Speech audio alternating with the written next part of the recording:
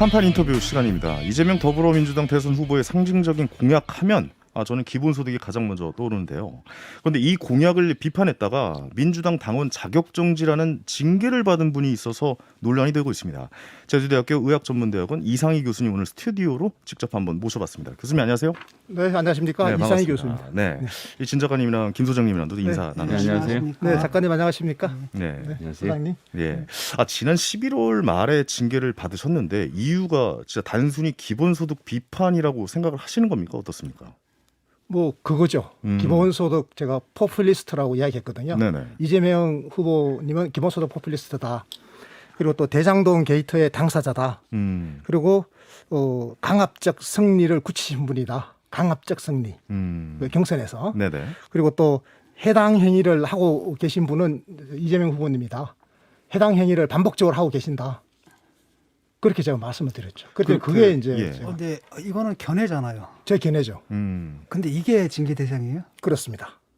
그러니까 보면 허위사실 유포로 당원을 모해하거나 허위사실 또는 기타 모욕적 언행으로 당원 간에 단합을 해야 하는 경우 당규 제7호 윤리심판원 규정 14조 1항 4호에 위반되었다라고 얘기를 하는데 이게 위반된 게 맞아요? 김승규 소장님 어떻습니까 이건?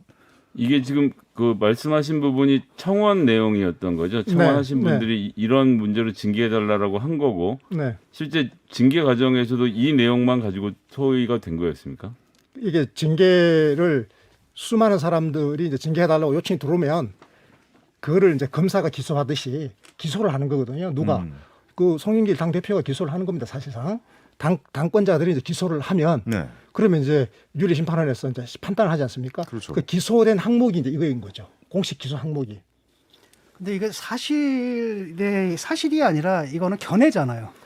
평가인데. 제 견해가 맞죠. 근데 이거를 갖다 허위 사실이라고 규정을 했네요. 그들이 볼 때는 이제 허위 사실인 거죠. 왜냐하면 그들은 기본소득을 포퓰리즘이라고 생각하지 않거든요. 그 대동세상을 만들기 위한 수단이라고 생각하기 때문에 아니, 견해가 다르죠. 예, 그렇게 믿어도 다른 사람들은 다른 견해를 가질 수 있다. 그게 독재죠, 그러니까. 독재다. 상당하네요. 좀. 근데 교수님께서는 보니까 그 외에도 이제 이재명 후보가 정치적 적폐다. 또 이재명 후보와 586 운동권 카르텔 핵심 세력을 민주당에서 축출해야 된다 등등의 이 주장들을 SNS에서 지속적으로 좀 말씀을 하셨는데 민주당 당규에서 규정하는 모욕적 언행이라고 생각하시진 않는 겁니까? 본인은 어떻게 생각하고 계십니까? 그들이 생각하실 때는 네네. 분명히 모욕적인 게 맞죠. 그분들이 생각할 때 그분들이 생각하실 때 모욕적이다. 모욕이 맞아요. 제가 생각해봐도 그건 네네. 모욕이 될 것 같아요. 네네. 그런데 제 견해로는 저는 진실을 이야기하고 있는 거죠. 왜냐하면 그분들은 진짜 적폐거든요. 저는 그분들 진짜 적폐라고 생각해요. 그래서 제가 저분들에 의해서 장악된 저 민주당은 조만간에 망하겠구나. 그리고 만약에 저분들이 민주당만 적폐와 독재의 소굴로 만드는 것이 아니라 저걸 기반으로 대권을 장악해서 청와대까지 이제 들어가게 되면 이거는 이 나라가 전체적으로 이제는 적폐와 독재의 나라가 될 수도 있겠구나. 이게 망국으로 가는 길이구나라고 하는 위기 의식을 저는 진짜 심각하게 느끼고 있습니다. 네. 이제 그런 예. 위기 의식을 느끼시지만 이제 적폐라고 하는 것 이 자체가 이제 주관적인 판단이신 거잖아요. 그렇죠. 제 주관적인 판단이죠. 그리고 그것이 다른 당원에게 모욕을 줄 수 있는 상황이고 아까 이제 허위사실 유포가 아니라 이제 모욕적인 언행으로 지금 징계를 받으신 게 맞는 거죠? 다 포함되어 있죠. 기본적으로 허위사실 유포, 그다음에 모욕적 언행 다 포함되어 있는 또는이라고 거죠. 돼 있어요. 엔드로. 그러니까 허위 사실 또는 모욕 네. 이렇게 되어 있네요. 그러니까 이거는 제가 볼 때는 뭐죠? 그 자유민주주의 국가에서 좀 상식적으로 납득하기 힘든 그리고 어쩌면 이것 자체가 민주당의 그 당의 정체성이 상당히 전체주의 정당 비슷하게 변질됐다는 걸 보여주는 것 같거든요. 제가 누차 비판해 왔던 그러니까 다른 의견을 존중을 안 해주는 거죠. 존중을 안 하는 거예요. 의견하고 사실을 구별을 못 하잖아요. 지금. 네네. 그러니까 자신들의 의견을 사실이라고 믿고 그것 아닌 것들은 허위라고 믿는 거잖아요. 이게 굉장히 독단적인 사고 방식이거든요. 그러니까 이제 지금 그건 허위로 가져가셨을 때 그런 거 저도 뭐 이상희 교수님의 징계에 대해서 뭐 긍정적으로 보는 입장은 아닌데 어쨌거나 당이라는 조직은 또 당 안에서의 단합을 깨야 되는 것도 있거든요. 하기 때문에 이제 상대방에 대한 지속적인 모욕적인 언행에 대해서는 징계를 하는 것이 전체주의로 직접적으로 연결된다는 건 제가 보기엔 좀 과한 말씀이신 것 그러니까 같아요. 예를 들어가지고 경선 과정에서 이낙연 캠프에서 했던 공격들, 그다음에 다른 후보들이 이재명 후보에 했던 공격들 이런 것들을 보게 되면은 이거보다 뭐 덜 모욕적이진 않았을 것 같거든요. 그래서 그런 걸까지 다 징계를 한다면은 그러니까 이제 그런 것까지 징계를 한 민주당이 말씀하신 대로 이제 독재 정당으로 가는 것이고. 제가 한 가지만 같은 경우잖아요. 제가 한 가지만 말씀드릴까요? 네. 저는 우리 소장님께서 좀 이렇게 민주당 입장도 있죠. 제 입장도 있으니까 좀 균형 잡히게 좀 봐주셨으면 좋겠다는 이제 말씀을 이제 드리고 싶은데요. 왜 그런가 하면 제가 처음부터 적폐다, 처음부터 독재다 이런 말을 하지 않았습니다. 그렇죠. 민주당 또 지지자시니까. 예, 그렇습니다. 저는 민주당의 비례대표 후보 제가 24번입니다. 그러니까요. 예. 그런 제가 왜 제 당을 향해서 적폐라고 그러겠습니까? 왜 독재라고 그러겠습니까? 제가요 지난 그 길게 보면 네. 저는 5년 동안 이재명 후보와 저 사이 이재명 성남시장 청년 배당을 들고 나왔거든요. 청년 배당을 하면서 기본소득을 나눠주는 나라를 만들겠다라고 지난 대선에 나왔잖아요. 제가 정면으로 반발했습니다. 저는 의과대학 졸업하고 30년 동안 복지국가 만들려고 시민운동을 해왔는데 5년 전에 갑자기 복지국가를 이제 가로막을 복지국가 길하고 충돌하는 이 기본소득 나눠주는 국가를 만들겠다라고 청년 배당을 하니 그러면 이제 저는 그에 맞서서 싸워야 될 거 아니겠습니까? 근데 그분이 또 이제 경기지사로 가셨단 말이에요. 경기지사로 계시는 동안에 엄청나게 이제 기본소득을 확산을 시키고 정치적 교두보를 마련하고 세력화를 하고 홍보를 하고 저는 그 과정에서 계속 맞서 싸웠거든요. 네. 저는 지난 5년 동안 해오던 일을 쭉 그냥 해왔던 겁니다. 그래서 저의 이상희의 복지국가의 길과 이재명의 기본소득의 길이 지난 5년 동안 대립해 왔는데 달라진 거는 이분이 대선 후보가 돼버린 거예요. 그래서 제가 대선 후보가 되기 위해서 이번에 당내 경선에 나왔잖아요. 그 전으로부터 당이나 여러 곳에다 요구를 했습니다. 뭘 요구했는가 하면 토론하자. 왜 기본소득을 토론하지 않냐. 당의 강령에는 분명히 보편적 복지국가를 하도록 돼 있는데 기본소득이 들어오면 강령을 어기는 거다. 그러면 강령을 너 고쳐라. 그럼 전당대회 열어야 되지 않겠냐. 전당원 투표를 하든지 그 전에 충분하게 토론하자. 민주정당에서는 민주적 절차가 중요한데 그 다수결의 원리에 의해서 결정하기 전에 반드시 충분한 토론이 있어야 되고 그 논쟁의 과정 속에서 당원들이 충분히 이해하는 가운데 투표에 참여하고 그래서 다수결의 원리에 의해서 승리하는 자가 있으면 그 패배하는 자는 반드시 승복해야 된다. 그럼 토론을 하지 말자라는 거였습니까? 토론 한 번도 안 했습니다. 아예 안 하겠다라고 한 거죠? 예. 아니 봉쇄를 해버렸습니다. 지금 송영길 씨에게 제가 분명히 말씀드립니다. 송영길 대표를 제가 적폐 세력의 수괴다라고 부르는 이유가 바로 그겁니다. 토론하자고 수없이 이야기했고 심지어 제가 김종민 의원이나 신동건 의원 등을 통해서 소위 말하는 민주주의 4.0을 통해서도 공개 제안을 했는데 그게 받아들이지 않았습니다. 저 이거 하나 그러니까 여쭤볼게요. 지금 말씀 들으면 교수님이 분노하신 이유는 알겠는데요. 한 사람의 당원 혹은 어쨌거나 소속되어 있는 지금 뭐 교수님은 교수님 입장에서 다 이렇게 해줘야 된다고 생각하지만 당 입장에서 지금 현재 당론을 그러니까 당원 당규에서 기본소득을 당원 당규에 규정한 것도 아니고 지금 본인이 생각하신 이재명 후보의 대결 구도 속에서 왜 내 얘기를 들어주지 않았냐라고도 들리는 말씀이시거든요. 그거는 편견인 거죠. 우리 김수환님 그렇게 들었었으면 굉장히 편견을 갖고 계시거나 의도적으로 지금 잘못 듣고 계시는 겁니다. 왜 그런가 하면 저는 지금 경과를 말씀드린 거고 당에서 당의 강령이 있는데 그 강령과 충돌하는 기본소득 그 지급하는 국가라고 하는 보편적 복지국가와 충돌하는 기본소득 지급하는 국가라고 하는 새로운 슬로건이 들어왔으면 반드시 이거는 토론이 되어야 될 거 아니겠습니까? 실제로 1920년도에 영국 노동당에서도 그런 일이 벌어졌을 때 당 대회에서 충분한 토론을 거쳐가지고 당원 투표를 통해서 그게 부결시켰거든요. 그래서 영국 노동당의 정통 노선을 가져가기를 하고 강령을 수정하지 않았거든요. 이거는 강령 수정 사항이란 말이에요. 그럼 기본소득을 나눠주겠다고 그러면 보편적 복지를 하위 개념을 빼든지 아예 없애든지 해야 되는 거란 말이에요. 그래서 제가 그걸 토론하자.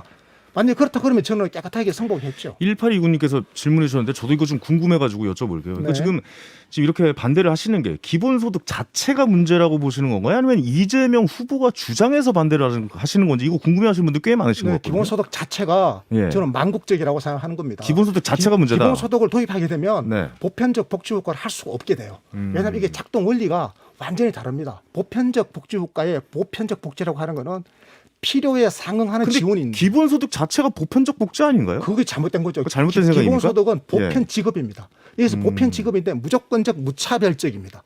그러니까 부자에게도 10만 원, 가난한 사람에게 10만 원 줘야 돼요. 그리고 빠지는 사람이 없어야 됩니다. 모두에게 다 줘야 돼요. 근데 이제 그거의 전제 조건은 현재 있는 그러니까 김종인 비대위원장이 그 국민의힘 강령에 집어넣은 기본소득은 지금 말씀하신 개념대로 안심소득도 오세훈 시장의 안심소득도 마찬가지고요. 현재 있는 복지제도에서 현금성 복지를 대부분 다 걷어내고 일괄적으로 해서 하위 50%를 다 나눠주자. 이건 지금 말씀하신 성격과 비슷하다고 보는데 다르죠. 그거는 그거는 선별이 하는 거잖아요. 그냥 그거는 이제 그러니까 문제는 뭐냐면 그렇게 이재명 지급할 경우에 후보가 얘기를 하는 것 이재명 후보가 지금 공약 내놓은 거 보십시오. 전제 전 국민에게 한 달에 83,000원씩 해서 52조 원으로 똑같이 나눠주겠다. 그러니까 그게는 제 얘기는 네. 그래서 지금 현재 네. 주고 있는 선별적 복지 소형을 복지국가에서 기본적으로 해야 되는 여러 가지 복지 시스템 이것을 이 예산을 빼서 지금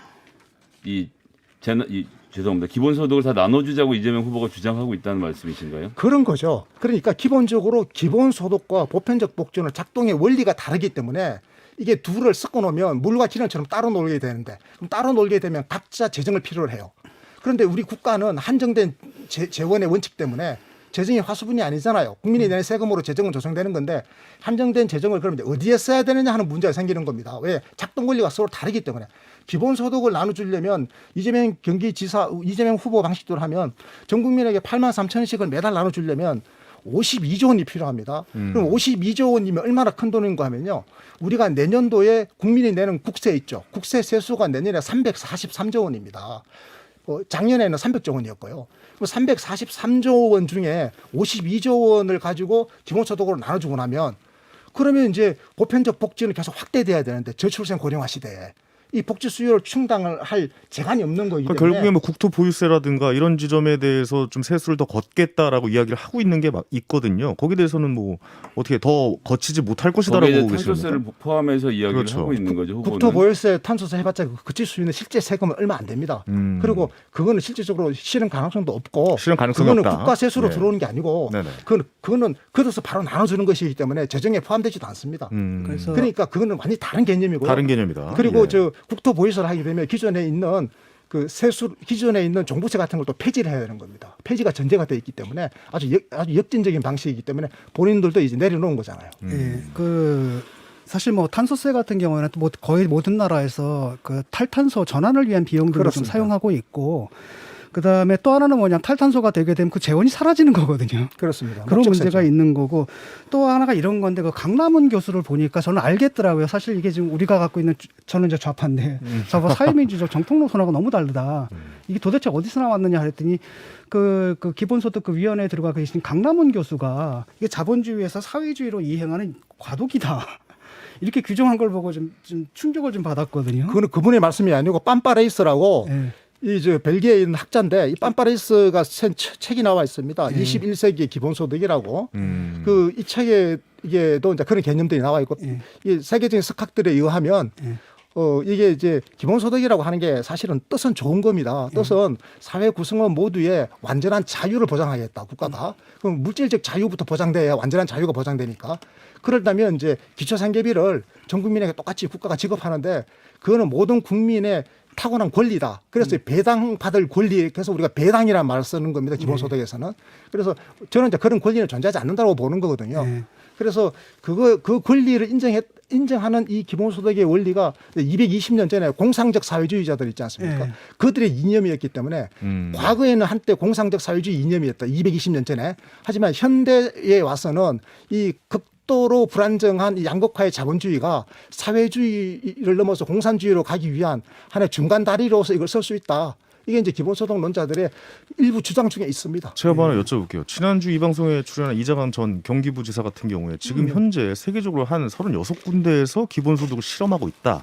그리고 시대 전환기에 있어서 기본소득이 시대 정신일 수 있다.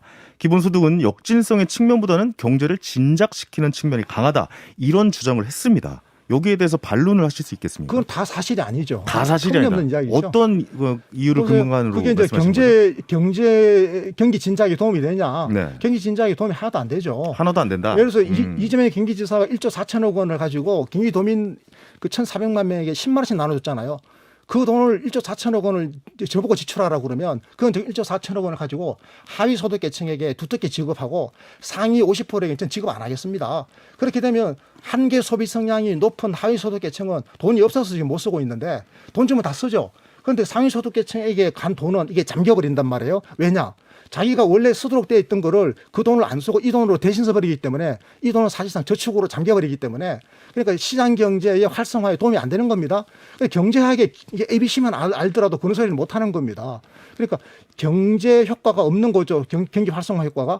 그리고 이게 부자나 가난한 사람이 똑같이 10만 원씩 줘버리고 나면 실질적으로 소득 재분배 효과도 없잖아요. 소득이 재분배된다라고 하는 것은 많은 사람에게 걷어서 가난한 사람에게 넘겨줄 때 이게 소득 재분배가 되는 건데 똑같이 나눠줘버리면 재분배 효과가 거의 없죠. 그러니까 소득 재분배 효과가 없는 정부의 재정 지출은 굉장히 열등한 지출이거든요. 그리고 복지 효과도 없어요. 아주 가난한 사람은 100만 원이 필요한데 10만 원만 주면 갈증이 그대로 남아있기 때문에 네네. 주관적 복지 효과도 떨어지잖아요. 그러면 이제 하나만 더 여쭤보면 이제 농민 기본소득에 대한 이야기도 이재명 후보가 하고 있습니다. 다른 네. 나라에 비해서 농업 지원이 너무 취약하고 예전처럼 쓸데없는 길 놓고 축대 놓고 이런 거 하지 말고 꼭 필요한 것 외에는 현금으로 지원을 해주자.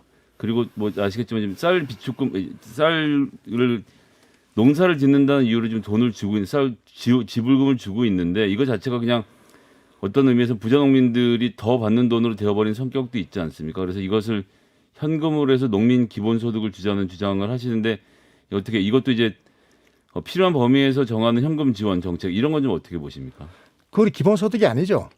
기본소득은 자기 마음대로 정하는 게 아니고 이 학술적으로 담론이 정의가 되어 있습니다. 네. 그러니까 무조건적으로 모두에게 주는 게 기본소득입니다. 그것도 매달 일정한 금액을. 그러면 농민들에게만 주면 그러면 나중에 택시 운전하시는 분들이 택시 운전사도 기본소득 달라고 하면 어떻게 할 것이며 그러면 이제 그 건설 노동자들도 우리도 달라고 그러면 이제 어떻게 할 겁니까? 결국 이런 뭐 문제 생기는 거죠. 전 국민이 그래서 다 달라고 할 것이다. 당연하죠. 그래서 예. 원래 기본소득의 정통 학술적인 논쟁에서도 보면 네. 이렇게 각 분야별 직업별로 기본소득을 나눠주는 건 하면 안 된다고 되어 있습니다. 그거는 예를 들어서 또 연령별로도 마찬가지예요. 30살 이상은 안 되고 30살은 된다고 그러면 그럼 30살 넘어가면 안 되는 거잖아요. 이게 차별이죠. 그래서 이거는 보편성과 무조건성, 조건을 다른 거죠. 나이 조건을 다른 것이고 직업 조건을 다른 거잖아요. 근데 아동연금이나 노령연금은 지금 많이 주고 있지 않습니까? 그거는 기본소득이 아니고 기본소득이 아니죠. 수당이라고 하는 겁니다. 그래서 복지국가의 조건부 사회수당이라고 하는 게 있거든요. 복지국가에서는요, 기존에 사회수당 제도를 운영하고 있는데 아동이나 노인이나 장애인은 스스로가 소득을 창출하기 어렵죠. 사회적 약자 인구이기 때문에 그 인구 전체에 의해서 보편적으로 돈을 드리는데 그걸 우리가 사회수당이라고 그럽니다. 이 사회수당의 원리를 농민들에게도 적용할 수 있습니다. 그래서 농민들은 친환경 농사를 지으면서 시골을 지킨다, 농촌을 지킨다. 그런 조건을 달아서 농촌에 살아라. 그러면 한 달에 30만 원씩 드리겠다. 이걸 우리가 농민수당이라고 그러고요. 이걸 이미 농민수당에 관한 조례에 의해서 전국의 상당수의 지자체가 하고 있거든요. 예. 이거를 왜 기본소득이라고 이름을 붙이는 게 알겠습니다. 잘못된 겁니다. 네, 교수님 이제 기본소득에 대한 의견 많이 좀 피력하신 것 같고 좀 네. 다른 질문 좀 드려보도록 네. 하겠습니다. 이 최근에 그 민주당의 권리당원 게시판이 폐쇄가 됐잖아요. 네. 어떤 이유인지 혹시 아십니까? 알죠. 그 입을 네. 틀어막으려고 그러는 겁니다. 입을 틀어막으려고 네, 그런다고요? 그 당원들 입을 막으면 안 되잖아요. 예. 정말 그건 자세하게 좀 얘기해 주시겠습니까? 입을 틀어막은다는 게 정말 어떻게 저는 해석을 해야 잘못된 거라고 됩니까? 생각하는데요. 네네. 들으신 얘기 혹시 있나요? 당원 거기에 대해서? 그럼요. 예, 당원들이 거의 다 글을 썼는데 아니 글을 아예 못 쓰게 막아버린 거잖아요. 네. 그럼 이거는 비판을 듣지 않겠다라고 하는 거거든요. 그런 의미에서 해석을 하신다. 당연하죠. 그거 말고 달리 해석할 길이 뭐가 있겠습니까? 근데 당원 게시판은 내년 1월부터 다시 열고 실명제로 운영된다고 하는데 이게 뭐 맞는 실명제로 상황입니까? 예. 운영하는 거는 뭐 그거는 저 정책이니까 그렇다고 칩시다. 그에 대해서 논란이 많습니다. 그 이야기는 제가 안 하겠습니다. 네네. 다만 내년 1월에 왜 엽니까? 지금 당장 열어야지. 기술적으로 뭐 그게 1년 걸리는 것도 아닌데 하루 저녁이면 할 수 있는 건데 왜 안 여느냐? 그 이유가요. 너무나 천박합니다. 그 이유가 우리가 충분히 짐작이 가요. 왜 그런가 하면 지금 후보 교체론이 지금 당내에서 일고 있잖아요.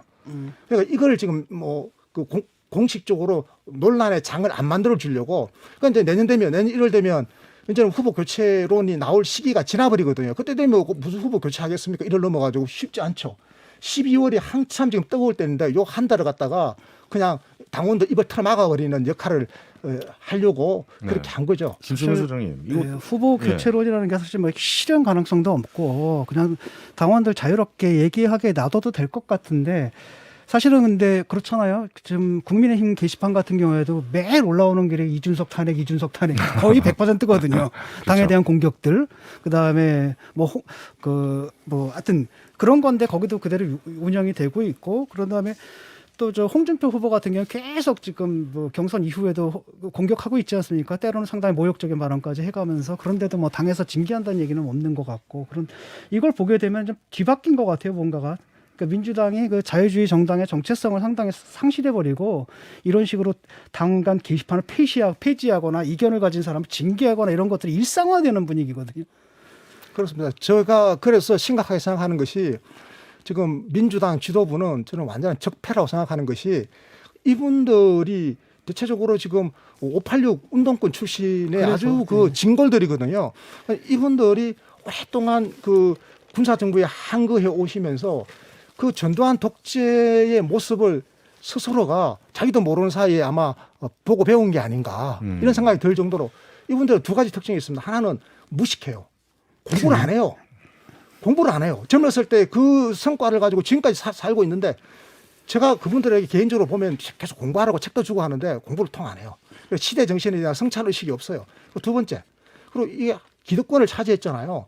그럼 여기에 대해 가지고 굉장히 집착을 하는 겁니다. 사실은 기득권자가 돼버린 거죠. 그래서 저는요 이렇게 독선과 그리고 무능, 이 독선과 무능 이게 이제 제가 이분들 적폐라고 비판하는 건데. 그러니까 이 독선과 무능이요 딱 겹쳐버리면 이게 독자가 되어버리는 겁니다. 무능한 사람들이 이제 독선적인 판단을 하는데 이분들이 이제 의사결정권을 갖게 되는 지위에 네. 올라가 있게 되면 이거 민주당은 굉장히 심각하게 병든 거죠. 알겠습니다. 근데 말씀 중에 약간 격한 단어가 나오긴 했지만 그래도 좀 많은 분들이 궁금해하시는 건 아니 근데 김영국님께서 민주당 구성원들이 적폐라면 당을 떠나시면 되는 문제 아닌가요? 그리고 바람이님께서 국민의 윤석열 후보 지지하시면 안 되는 건가요? 라고 또 문자가 와요. 여기에 대해서 간단하게 좀 한 말씀 좀 해주시죠. 간단하게 말씀드리면 저쪽에도 적폐가 있어요. 양쪽에 다 적폐가 있다? 네. 저쪽에는 또 신자유주의 적폐가 심각합니다. 아니 아예 창당을 한번 생각해 보시는 거 어떠세요? 이거는 지금요. 예. 그것도 언젠가 뭐 생각할 수도 있는 여러 가지 선택지 중에 하나인데 그렇군요. 예. 지금 제 선택지는 민주당 안에서 적폐 세력과 싸우는 겁니다. 제가 아직은 그래도 또 8개월 당원권 정지되어 있지만 당원은 당원입니다. 그래서 당원인 순간까지는 제가 싸우려고 합니다. 그 민주당이 변할 가능성이 있다고 보십니까? 저는요 변할 가능성이 없다고 생각합니다. 그래도 싸워야 됩니다. 역사에 싸웠다라고 하는 족적을 남겨놔야 다음에 저 민주당이 죽고 난 다음에 저걸 다시 재건할 때 완전하게 저 병소를 도려내는 그런 일을 누군가가 할 수 있도록 하는 지금 이러한 조건들을 지금 만들어 주려고 제가 이렇게 하는 겁니다. 알겠습니다. 말씀해 주시는데 시간이 안타깝게 좀 다 돼서 여기서 좀 정리를 해야 될 것 같습니다. 제주대학교 의학전문대원 이상희 교수님이었습니다. 오늘 나와주셔서 감사합니다. 네, 고맙습니다. 네. 지난주에는 저희가 기본소득 찬성하시는 이재관 전 경기도 평화부지사 모셔서 이야기 들어봤고요. 오늘 한번 그 반대 의견이죠. 네, 기본소득의 이 문제점을 한번 지적하고 있는 제주대학교 이상희 교수와 인터뷰를 보내드렸다는 점 다시 한번 말씀드리겠습니다.